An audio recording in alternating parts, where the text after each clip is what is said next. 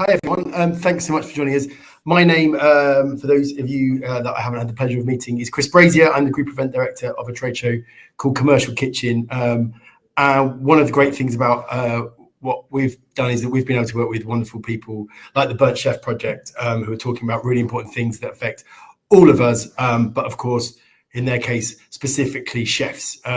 So today, I just wanted to welcome you, say thanks so much for being here. It's really important more than ever that we interact all the time, but certainly while we're here on this webinar, if we can all interact, that would be absolutely amazing. There are some polls that will be going on. They are completely anonymous, so please feel free to join in with those polls. There is also obviously a chat box here. If you've got any questions or want to make any comments, we'd love to hear from you. And most importantly, after this really important, insightful 25 minute interview that you're going to see now with Kris Hall, the founder of the Burnt Chef Project, there'll be a live Q&A with Kris, and of course also with one of our leading chefs, with Adam Simmonds. So I hope you'll stick around and ask any questions and get involved with that. But until then, please enjoy the video.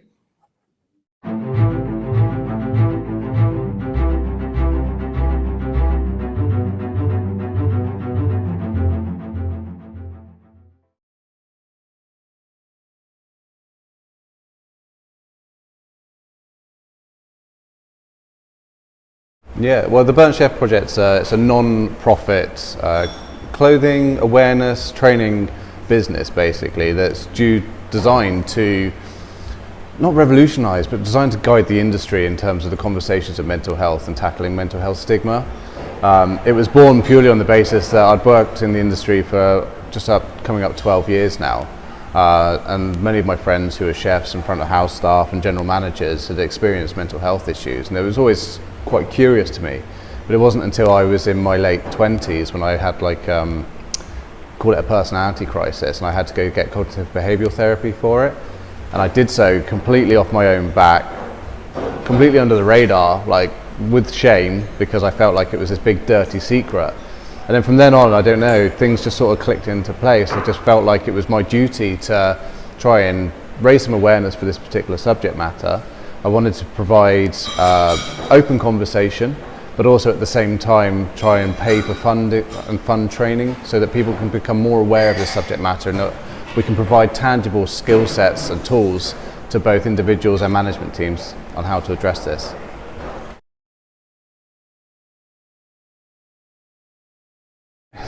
The thing for me was the fact that I'd had loads of mates who had done 80-hour weeks. You know, they were done literally 7, 8, 9, 10 days in a row, and all of a sudden they go off with a bad back or bad knees, or there was something going on at home. But it became apparent that sometimes those weren't always the reasons why people were going off.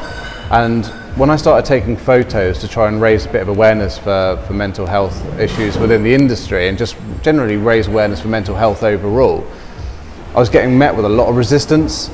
There was a huge amount of friends of mine who I couldn't get to take their photo. They would, as soon as you said to them, look, can I have your photo for mental health and to raise awareness, they were like, no, don't want anything to do with it.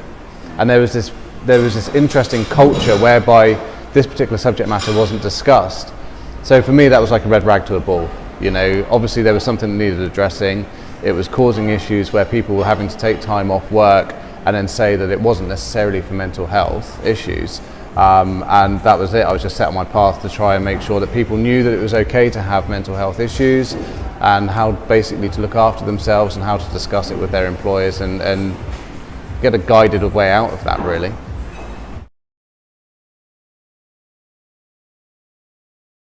I think it's difficult to put a finger on any one thing. I mean, when we look at the stigma around mental health and well-being, if you type into Google mental health stigma, you'll see kings back in the 18th century having their demons exorcised. You'll see, straitjackets and electric shock treatment and all of this other stuff going on. And there's no wonder why when we talk about the subject of mental health, which is something that we all have like physical health, that all of a sudden we get a little bit panicked about this subject matter and we don't really want to engage with it. That's on a society level. That's just as a human race. I think that's really quite a problem. But then again, when you look at the hospitality industry, we tend to work in close-knit teams, it's a great, vibrant industry full of creative and diverse people. With that, you tend to breed a culture of not wanting to let other people down. You don't want to be that weak link and let someone else then have to do extra hours to cover you. And so with that, we sort of suppress any problems. If it's a physical or mental health issue, we don't tend to want to discuss it because we don't want to be that seen as that weak link. But actually long term, what you're doing is then impacting the overall effectiveness of your team, because you're all not firing at 100% because you haven't had that break and that time to recover.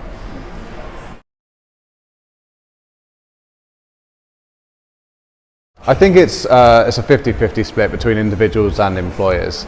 I think what we have to recognise within the hospitality industry is that it is tough. We do tend to work longer hours for lower pay in some cases as well. And it's a very difficult one for us to be able to say that employers have to make the change themselves, because most businesses are operating on a 2 or 3% net profit margin. It's very difficult to pay more from an empty pot. But what we need to start looking at is that individuals take responsibility for their own mental health and their own well-being, and they're also encouraged to be able to speak up and say that they have a mental health issue or that they might be struggling, so that then the employer can step in with the right toolkit and say, well, this is the reasonable adjustments that we can make for you. This is how we can start to balance your work life, and how we can design rotas to fit around the needs of yourself whilst also fulfilling the needs of the business. And that's where the conversation piece comes in. And it is very much a 50-50 split, because if people aren't willing to help themselves and people aren't able to be able to put their hand up and have a conversation about something that's quite taboo, then it will mean that ultimately the employer is not able to do anything to help. And again, there needs to be a lot more education around what employers can do to make changes and to make that easier on their staff.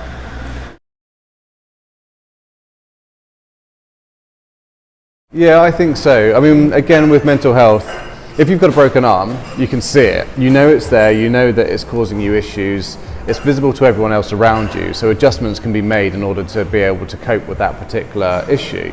With mental health, it's not something that you can see and touch.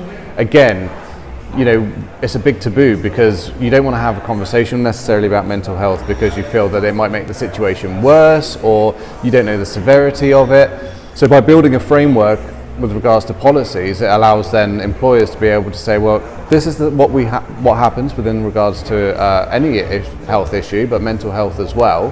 This is the sort of procedure that we follow that's fair on the employer and also the employee. So it's a good starting point. But it's also about educating employers as well. And we've got a management training program that we're rolling out currently, which actually provides teams with the skill sets that they need in order to be able to interview correctly. So get the right person for the job, irrespective of where they are on the mental health continuum. But also how we deal with absences, how we encourage people to talk openly, how we use performance reviews as a positive and also a development tool as well. And it's about building the skill sets, because what we have to address in this industry is there's a skill set shortage at this moment in time. People are moving through roles so quickly that we don't actually have any management training at this moment in time, and we're trying to fill that so that people are more confident about engaging in this subject matter.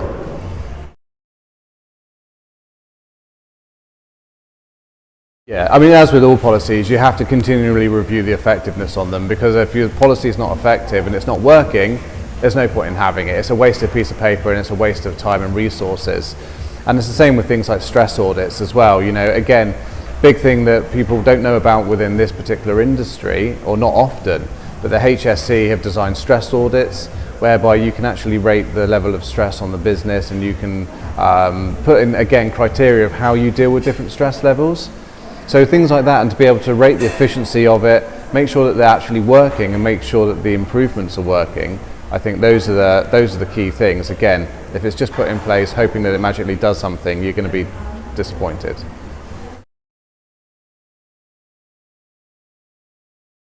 "100%. I mean, what we're looking at this current moment in time is a huge resource crisis.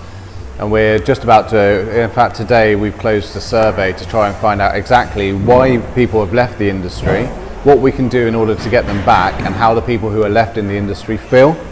I think that looking at those statistics and that data would be very interesting, but the key thing is that ultimately we're struggling for staff.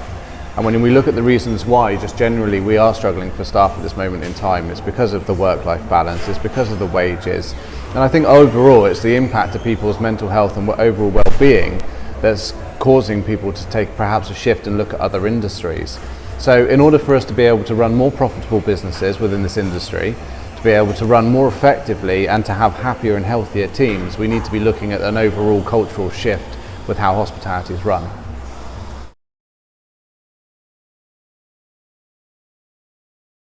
Yeah, it has definitely changed. I mean, initially we set up to address this very problem before COVID had started. You know, we could see that this was, or I could see that this was going to be the case. And the whole purpose of the Burnt Chef project was to make sure that people who are in the industry felt happier and comfortable to stay in for longer, and we could encourage youngsters and the future of the generation of this industry to come in and consider it a viable choice for employment. So we always set out with the goal to make long-term sustainable changes within the industry in terms of culture and how businesses operate. COVID then came in and it meant that we were doing more triage. You know, we were trying to get to the people who were being affected by the whole pandemic and making sure that they were okay and that their teams were provided with the right tools to be able to look after themselves whilst they're off. Now we're back again. Again, we are under resourced. That's putting additional loads on those who are there. We're back to where we were initially when we started in October 2019, but now we've got a much more pressing issue. You know, if it wasn't for COVID, we probably could have gone on for another 4 or 5 years like we were, but now it's more imminent, and now we actually have to look at, like, all systems change. How do we bring in a new hospitality 2.0, where perhaps we don't look at the old ways of doing things, we look to other industries to try and work out where we can develop.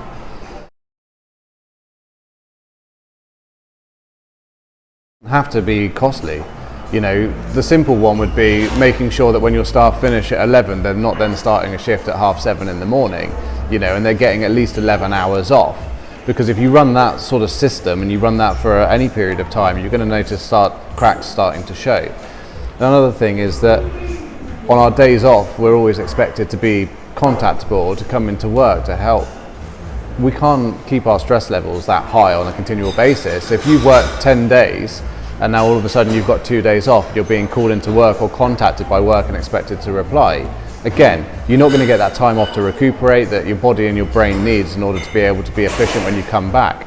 So these sort of things are very simple to implement. They're very, you know, again, they can be written into a mental health policy. They don't cost anything. It just requires a little bit of thought and forward planning. Other things include, you know, making sure that people can get 2 days off, making sure that rotas are actually written perhaps not just the day before or the week before, but trying to plan rotas 3 or 4 weeks in advance. A lot of people have said to me that that's actually really difficult and it's impossible to do within hospitality, but there are businesses that we work with who have actually put in rotas 3 months in advance. And again, we're trying to build training materials and training modules so that we can say to people, look, this is how this works. It may not have been done the way that you've done it before, but it works, it's efficient, and businesses that have operated just the rota system change have seen a dramatic increase in their retention rates.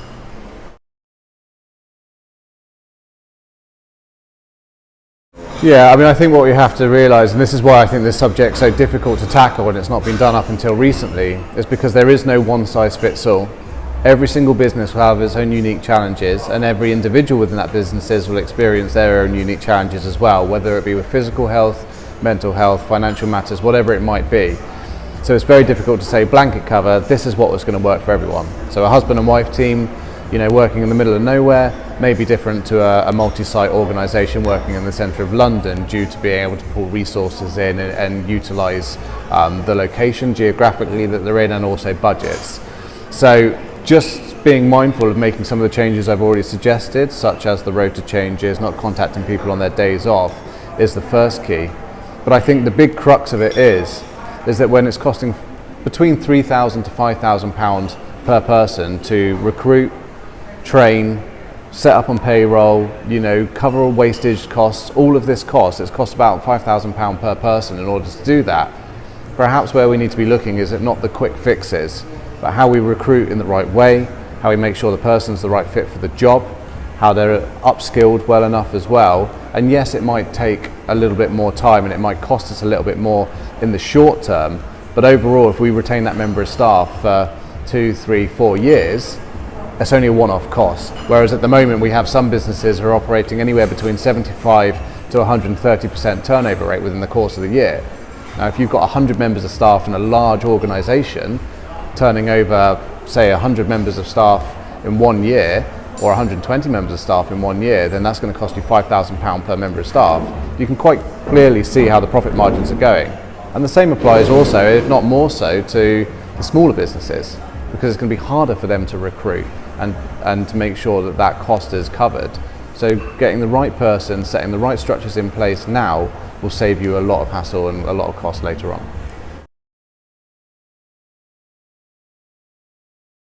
Yeah, I mean, I think that there'll be certain organisations out there who want to get involved in the subject and don't know where to start. And the Burnt Chef project is a great addition to any business model because it works with HR teams if you have them, or works with the business owners to reinforce the message that firstly, it's okay to talk about your mental health and well-being. And then ancillary, we provide the services needed to be able to upskill those management teams, operational teams, business owners in what next steps that they need to take in order to be able to engage in this subject matter. But also, as I say, the big impact to our health and well-being is the culture and the way in which the businesses are run. And there's no easy fix for it, but ultimately we want to be able to provide a whole wealth of resources that actually mean that anyone can pick that up and go, if I implement these 2 or 3 things, it's going to have an overall benefit to my staff, lessening the impact over to their well-being and their health. So that's the goal.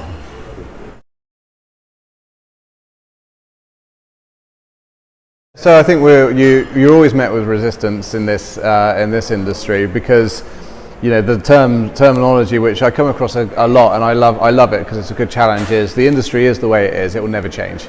There's no point in you doing anything, it will never change. And I've come to blows with people over the past, friends of mine who have said that to me, and here we are today trying to make a change long term.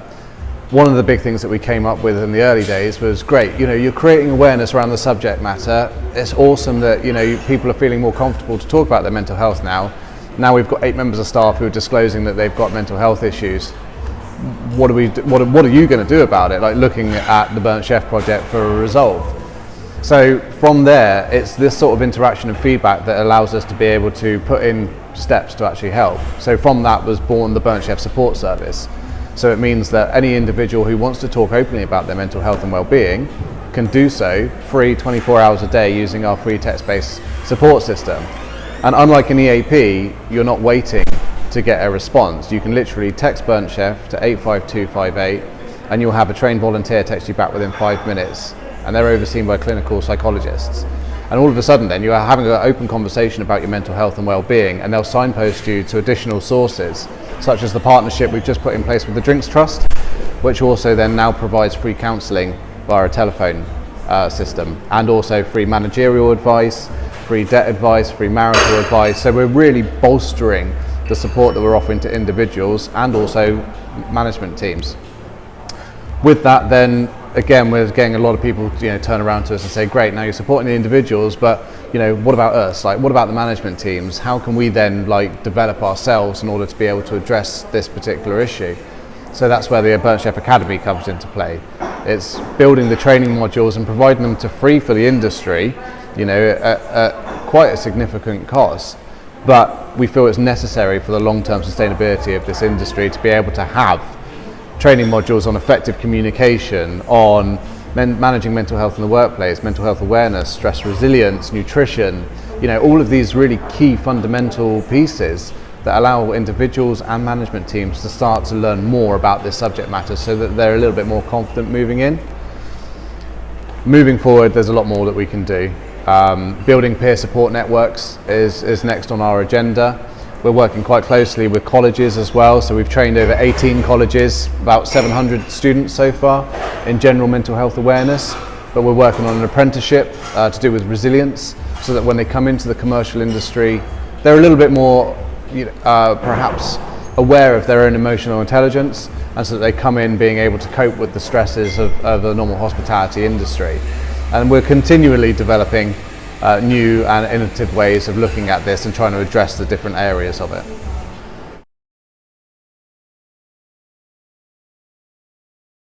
Yeah, massively so. I mean, you know, we're, as a non-profit, we're not here to make millions of pounds. There's nothing in it for me as a director other than a basic salary. The key thing for us is that we want to leave a legacy and that we want to make sustainable changes. So by distributing the Burnt Chef Support Service, and this isn't just for chefs, this is for front of house, back of house, this is for supply chain. You know, if you notice that your delivery driver, because they're under a lot of pressure, the wholesale industry at the moment, if your delivery driver comes in and they're not looking right, they've disclosed that they're not feeling quite right themselves, they can use this number as well. The whole cycle, anything to do with hospitality can use this number. It's free to distribute. We cover the cost of the service. So that's a great first port of call. The Academy, again, there's a lot of resources on there which people can start to access. But if businesses really want to get involved and really start to tackle this, we do work individually with businesses. Not quite on a consultancy basis, but we can do activation. So I can come in and do face-to-face training. We can talk at large events as well. And that, again, really helps break down the walls of the stigma, gets people engaged.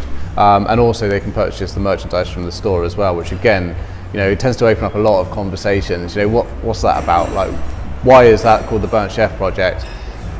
Starts to open a conversation, and with 8 out of 10 professionals within this industry reported to saying they've had a mental health issue during their career, there's a lot more people out there who resonate with this message than not.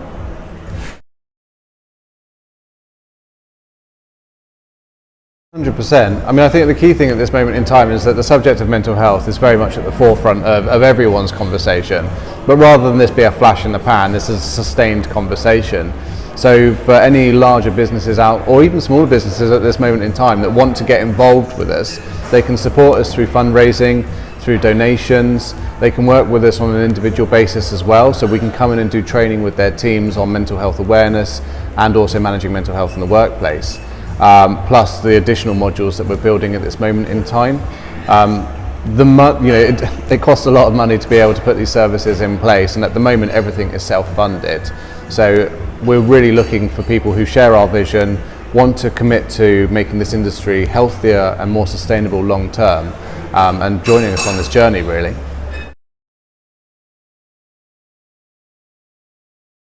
It's a tricky one. You know, my focus initially a year and a half ago was to take some photos of hospitality professionals, raise a little bit of money locally and provide it to my local Dorset Mind.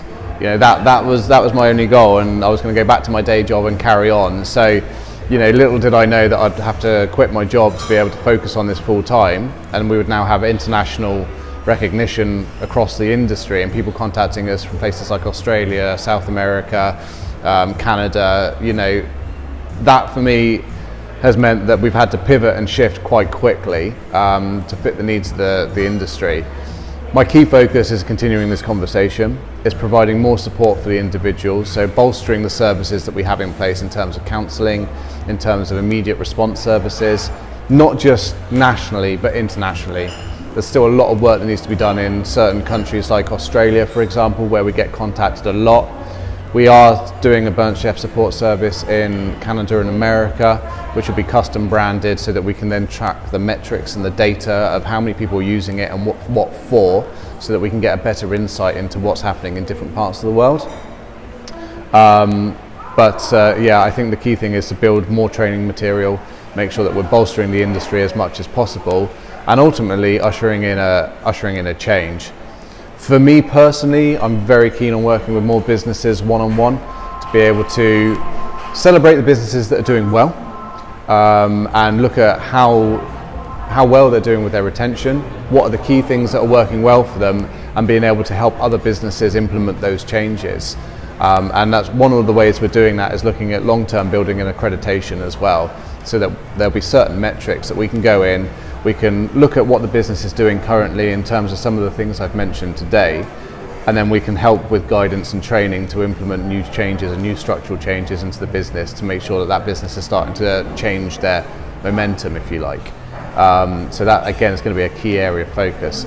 A lot of plate spinning, there's a lot going on, but you know, so far we're making a tangible difference to the industry, and so we'll continue to diversify and pivot as much as we need to.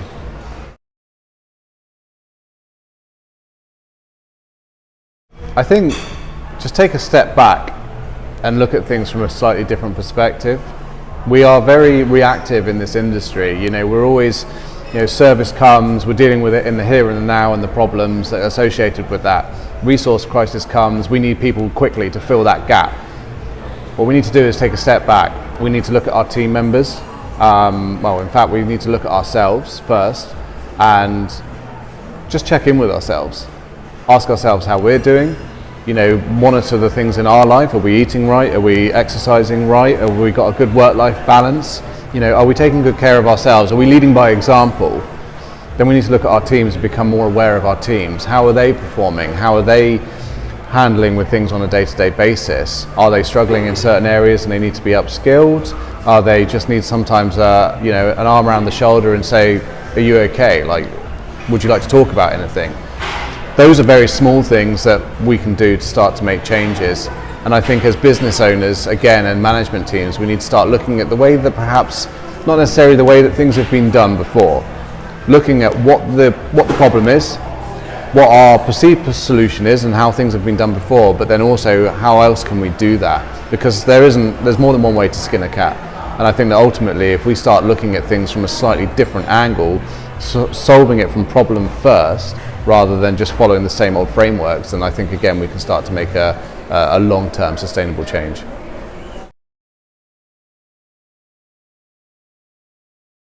I think at this moment in time, we work with some great partners. There are many people who supply the industry. People like Lamb Weston, for example, have supported since the very early days.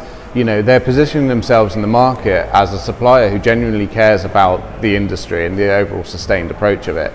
I think that any business, Charvet, any business who's looking at getting involved in the future as well from a supply point of view, is a great opportunity to be involved in ushering in a new way, because ultimately without people who are healthy and happy in the workplace, working in an industry that's sustainable long term, we're not going to have the business in order to be able to back it up. So I think that suppliers, by getting involved now, helping us raise money, helping us raise awareness, continue conversations and increase the awareness of the fact that we're here to be able to try and support individuals and businesses through this new change, it's a great opportunity both from a branding point of view, but also actually it's a good thing to do. It's a sustainable approach to the industry long term.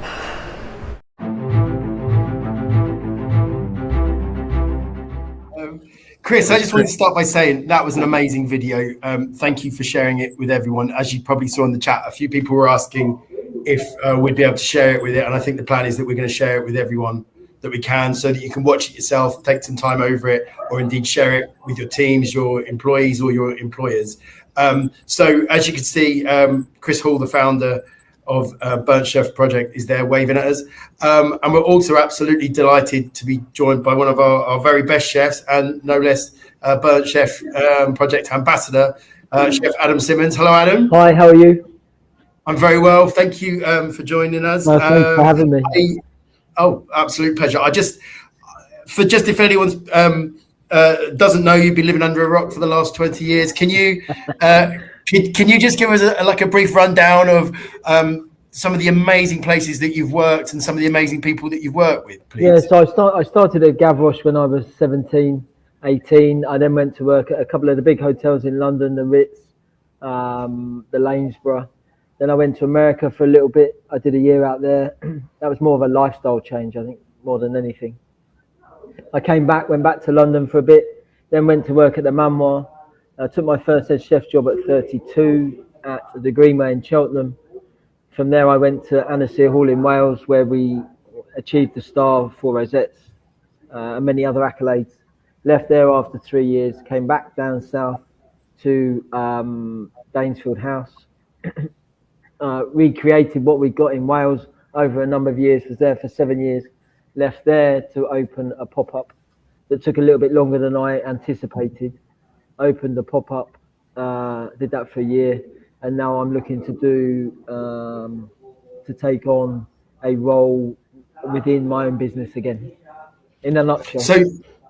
So as you say, within your own business, that I guess gives you an element of control over what your next kitchen would look like. So let's get straight in there. What is it that you're looking for in terms of the nuts and bolts of the kitchen? Of course, for exemplary food and service, but also to make sure that your teams are well looked after and yourself is well looked after as well. And I think this is one of the reasons. There's many reasons that are up there at the top. Obviously, one of them is staff welfare and making sure that I can look after the staff and practice what I believe in and what I stand for the Burnt Chef Project.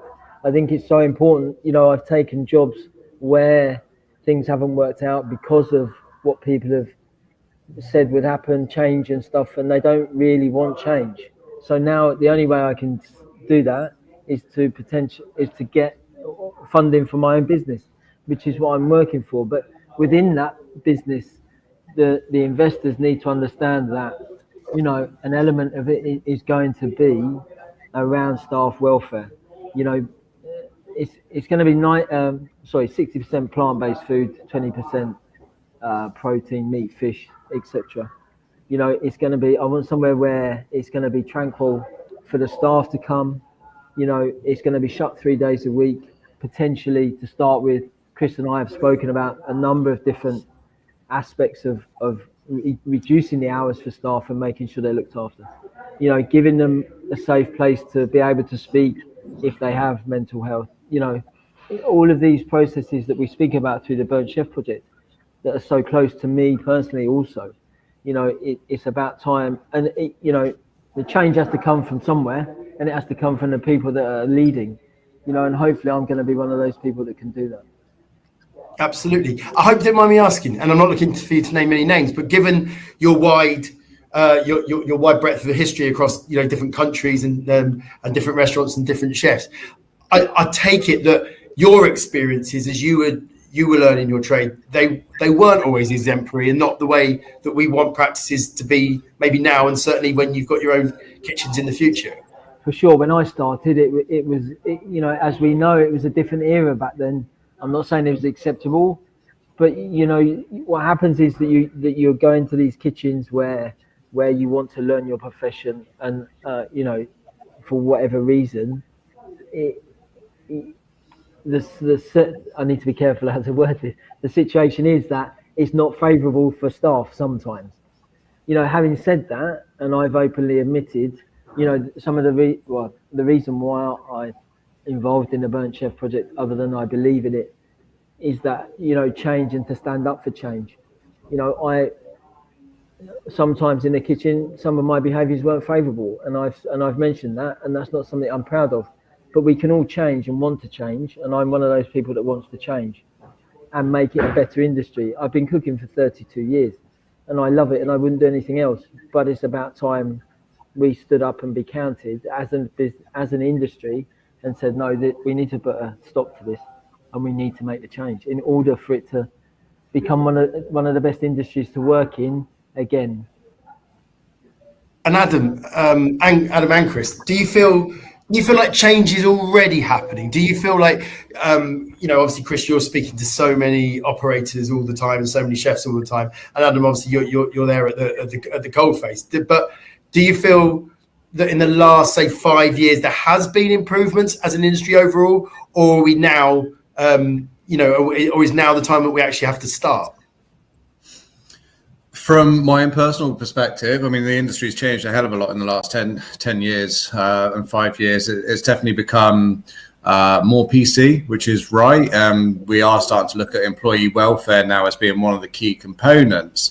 But I do feel that there's almost another stigma at play, which is that many business owners and operators now are looking at the conversations that are happening in the public forum and almost going, oh, we're too late to this party. Like we're going to be left behind, and we should have started this ages ago. So that almost there's paralysis by analysis, if you like to call it. People are actually going, well, we might have missed this. But the reality of it is, and I'm always continually surprised by businesses who are actually implementing some of the things that we saw on the video and certain discussion points, and they feel that they are, they're way behind loads of other businesses in the industry. But the reality is that there's a lot of conversation going on at this moment in time, but there are only a handful of businesses that we work with who are actively taking proactive steps to implement new processes and structures. So I whilst I'm quite an impatient guy, which is why we've worked so tirelessly to be able to get the project to where it is at this moment in time. But I think the reality of it is this conversation is going to be needed for 5, 10, 15 years down the road. But on the plus side, whilst I will continue working, and Adam will work with me, as well as all of our other ambassadors who are watching here today, will continue to work. The more businesses we speak to, the better feel for things that we'll have, and we'll be able to implement quicker and faster solutions for operators to focus on the well-being of their teams. Absolutely. Adam, how did you get involved with Burnt Chef Project as a chef ambassador? So it started with the first lockdown. I was scrolling through Instagram as you do when I suppose I didn't have much to do at that point, and it was like, well, what do I do now? I'd applied to become a fruit picker in bits and pieces with unsuccessfully. It was a case of doing whatever I could work-wise. And I came across the Burnt Chef Project, and I just reached out to Kris. I can't remember the conversation, but it was, it's such a long time ago, and a lot's happened since then. But it was, I think I was speaking about my own mental health at that point, and I said if I could help in any way, then I'd love to get involved. And through dialogue and stuff, we did a Facebook video, and then from there, it's grown from there. I think it's interesting. It was about wanting to help people. I've had mental health. Nothing's hidden. I've had addiction problems and stuff like this. So it was about reaching out and smashing the stigma around not being able to talk or be afraid to open your mouth with reprisal or whatever the case may be. And it was a case of that, if I'd maybe opened my mouth earlier, then I may not have reached the situation that I did. And it was trying to help to say it's okay to talk. And it's just gone from strength to strength. The project. So yeah. And it is, and it's one of the things actually that I've really admired Kris and Adam with the Burnt Chef Project is that it's so visible. Part of that, of course, is that you've done such great work with the merchandising, with the brand, with the logos there, and how are you finding that through the merchandising and through modern channels of social that is allowing people social, we all know when we think of sport and things like that, and of course restaurants as well to a certain extent, can be not always a channel for good, but actually things like this with mental health and the Burnt Chef Project, actually it's very much a window and an opening to getting help or getting involved. Can you tell us a bit of what you've done with that? Yeah, I mean, as I've said on many interviews before, I'm a wolf in sheep's clothing. So I wouldn't be able to last, certainly not now. I wouldn't be able to last a 12-hour session in the kitchen. I wouldn't be able to do it. My days as a bar manager, 12, 13, 14 hours serving bar four deep was quite enough for me. But my background's in sales and marketing, and for a long time, just the whole journey that I've been on in terms of being able to smash stigma, because mental health isn't something you talked about. I just wanted to turn that on its head and go, actually, do you know what? It is cool. Like, it is all right to talk about it. Wear some merchandise with pride and let people know that you are open to having a discussion about something that every single person on this planet has. And let's make it cool. Let's make it acceptable to talk about it, whether that's in a business environment or with your friends or family. And you know what? Wear it with pride, because ultimately, this is saving lives. Let's without getting over dramatic, the more people that can open a conversation, can actively listen, can feel comfortable enough in a safe environment to be able to put into words for the first time something they've never been able to say before, could not just make a difference to someone's life, it could save someone's life. And I feel so passionate about that being the case. That is my fire. I just need for people to understand that it's all right to talk about it. And, the merchandise certainly helps with opening those conversations. So I was wearing some of the merchandise, must have been about 2 months ago, 6 weeks ago.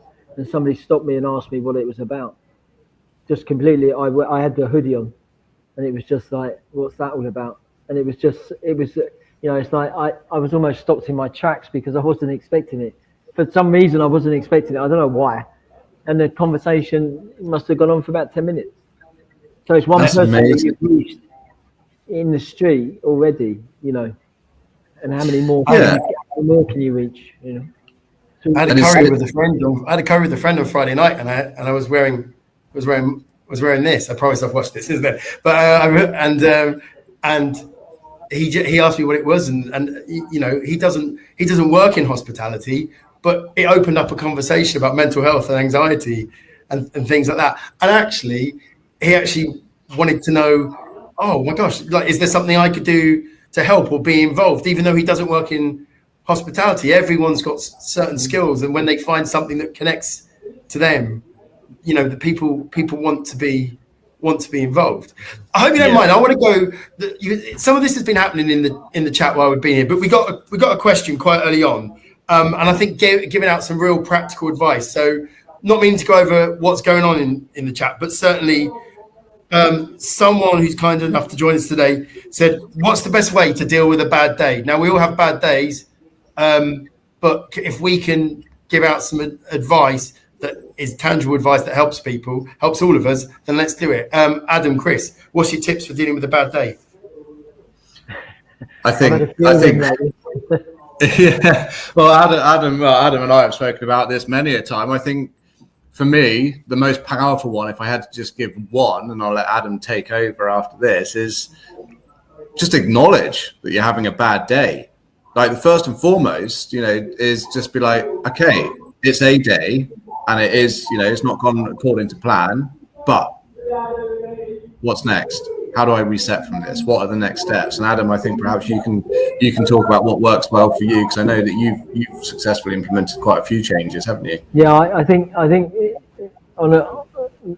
be kind to yourself. Everybody has bad days. Don't beat yourself up about it. I used to be really bad at, a bad day. It used to be like the world was coming to an end. When really, I try and turn it on its head now and think, okay, like Kris has said, that I talk to people about it. There's no shame. I speak to the team about it. If I'm having a bad day, I'll acknowledge that to the team and say, I'm having a bad day today. I'm only human, and that's that's okay to do that. I talk to people. I go for a walk. I try and clear my head. Take a step away from the building. All of these things, rather than just trying to fight through it. Go for a walk. Listen to. I listen to audiobooks now. About positive thinking, just to change my mindset. And it's all about trying to change your mindset from thinking, oh my word, the world's going to end, to a certain degree, to thinking, well, take it as a positive. You learn more from having a bad day than you would do from a good day. But also, if you are really struggling, talking to somebody or texting the text-based service from the Burn Chef project. Yeah, and I think it's important to recognize that especially if you have something like depression, for example, and you are in rumination phase. So if you are in the worry loop, it can be difficult to get out of that negative way of thinking, because our brain physically changes. Again, the whole stigma around mental health is it's all in your head, but actually no, it physically changes, and as a byproduct of that, negative thinking is something that we do experience with mental illness. But I think, as Adam says, it's about saying it's all right. I can let myself feel like this for a little bit, but what am I going to do? How am I going to distract myself? Using mindfulness, using things like Headspace as a meditation app is fantastic. A couple of minutes of that should be able to start to get you into the right sort of flow. But again, it's called mindfulness practice for a reason, is because it takes years. You never master it, because it is always something that you're practicing, but it's a good tool. It's a good technique for mental hygiene, which is something that we don't often speak about, certainly at younger ages now. Taking big deep breaths is also something else that works for me also. Or journaling. And what if you feel like you haven't got anyone to talk to? What can the Burn Chef project offer at that point? I know there's the tech service, but it'd be worth just reiterating now that we're live with everyone. Yeah, so we've got two services. We've got the Burnt Chef Support Service, which is a free 24-hour text-based support service available to anyone in the UK. That you can just text Burnt Chef, which is all one word, capital letters, to 85258, and a trained volunteer will text you back within just 5 minutes. You'll get an automated response first, but then literally within a couple of minutes, you'll have a response from a real-life human being who you can talk to securely, confidently, without fear of stigma or shame. We're very lucky to work with a fantastic charity called the Drinks Trust, who look after the on-trade, and they've got a helpline that they've also extended to cover us, which is also available to people in Ireland using an 0800 number. That also then extends to managerial help, help for a whole host of other matters. We had someone contact us recently, a manager who had a member of their team that they were experiencing difficulties, and she used the service to be able to get access for help and guidance on what to do next. So it really is, there 24 hours a day. The ambassador scheme, we are well underway. Adam is one of our chief ambassadors. We've got a number of chief ambassadors based around the world at this moment in time. But our ambassador scheme we're working diligently to ensure that it's a rigid peer support network. So what that means is that you'll be able to actually contact our ambassadors. They're not going to be available 24 hours a day, but through shared experience, I see Adam laughing.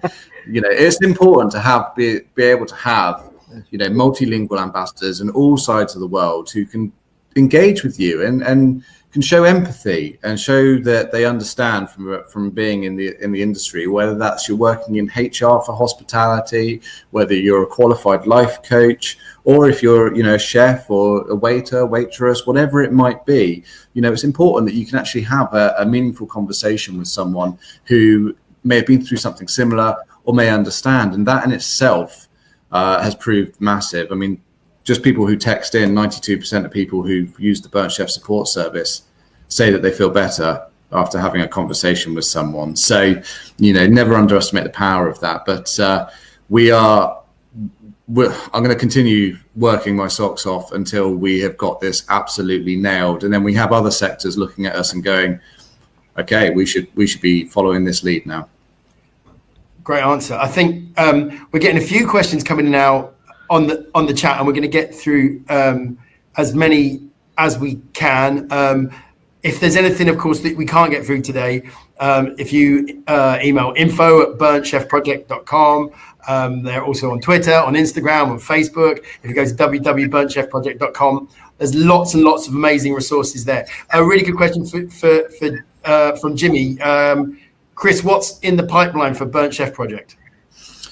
So I've mentioned a few things. The peer support network we're working on. I'm aiming ultimately the next stage for that would be for our chief ambassadors or our ambassador network to host regular weekly catch-ups. If we've got the best part of, we've already got over 50 ambassadors currently. We'll make sure that they're fully trained in safeguarding, in peer support techniques and mental health first aid.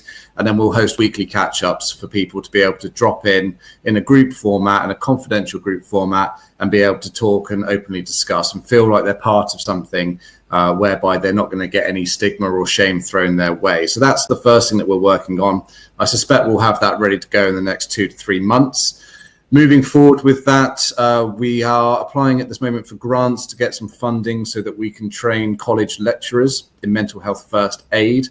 My aim is to get 36 trained over the next 12 months so that they can better aid the younger generation that are coming through the catering colleges at this moment in time. As well as that, Adam doesn't know this yet, but Adam will be involved, as well as a few of our ambassadors, in more college talks to do with problem solving, personal resilience, self-care techniques. We really want to be hitting 25, 30 catering colleges throughout 2022 so that the future of our generation and our profession are fully, or at least trained more than we were when we entered the working world on this subject matter, so that they can hit the ground running and start to develop their own cultures and have a hospitality industry that they can call their own. I think on two. Next question. On two I'm sorry, Adam, go. Sorry, on two things there. The colleges, it's so important that we can go into the colleges and teach them, and or talk about it, because that's the next generation, as Kris said, and the change is gonna. Although it started now, it's going to be a massive shift when they start to come in and get bigger positions. And on the second thing, trust of speaking in a group or to somebody where you find that you can have trust, because trust is so important, and a safe place where you can go and talk. And I think that's, I can't reiterate that enough. If you need to talk to somebody that you feel safe and secure, that something's not going to be spoken about out of that circle. Next question we've got here is an interesting question, definitely. How do you feel about naming businesses with bad practices if you can see that there is a problem as staff retention is horrendous? It's not going to be the answer that everyone likes, but I don't agree with it. And the reason why I don't agree with that is if we continue to burn down an industry that's already on flames, what space are you going to give to those who perhaps have an opportunity to change their practices? It may not necessarily be within the timescales that we want them to be, certainly if we're in those environments ourselves and they're damaging to us. But people should feel empowered enough, A, to speak out, B, to also be able to leave, because there are employers out there now who would take this as a serious matter. But ultimately, if we continue to shame and cancel culture organizations and individuals who have bad practices, then they're never going to get any better. We're reinforcing those behaviors. And ultimately, the Burnt Chef Project has built a good following, a good message through training, support, education. For those who are still running bad practices in 2 or 3 years' time, they're going to be left out in the cold. And what will happen is you will find the good businesses who are focusing on this as a primary means of running an organization and a business won't struggle for recruitment. They won't have to worry about advertising for staff, because ultimately it'll be a place where people want to work. And those businesses with bad practices will be left out in the cold, ultimately. Absolutely. It's a competitive market out there, and the people that aren't looking after their teams won't have the people to look after perhaps in a few years if everyone's doing it right. Really good question. Just came in on my phone, and I think probably on the screen as well. Any advice on how to encourage an employer to take this more seriously and look into the Burnt Chef Project? And a question for me alongside that, kind of with the question before, is if you feel that your company isn't behaving the best that it could be, can the individual approach you, Kris, to go to that company, or is that, or how could that work? Yeah, it's a good one. If I'm completely honest with you, I don't know what the correct answer for that would be. We have had people who, have spoken to us about their own problems with certain companies. And often enough, there have been occasions where I have had conversations with business owners to get the full story. But I think from an employee's point of view, the first thing to do, rather than just assume that the company has no processes or procedures in place, ask. Because it might be that they have them in place, but they just haven't advertised them. They haven't reviewed them recently. They haven't, made them common knowledge. Many organizations out there at this moment in time have an EAP system in place, which provides you with free legal advice and mental health advice, but people don't tend to say about them. Once they're in place, they're in the handbook, and that's it. You go on through your probation period and you continue to work. So I think the first thing is speak to your leadership team, ask them what procedures, what policies they have with regards to this subject matter. It's always easier to be able to get someone's engagement if you're asking the questions from a position of care and support rather than throwing accusations around. Because what that will also do is it'll get people on side. They can ask you why you're asking that, and then you can also then send them over to the Burnt Chef Project and we can have a conversation. But I think the key thing is, you can't strong arm someone into having this conversation now.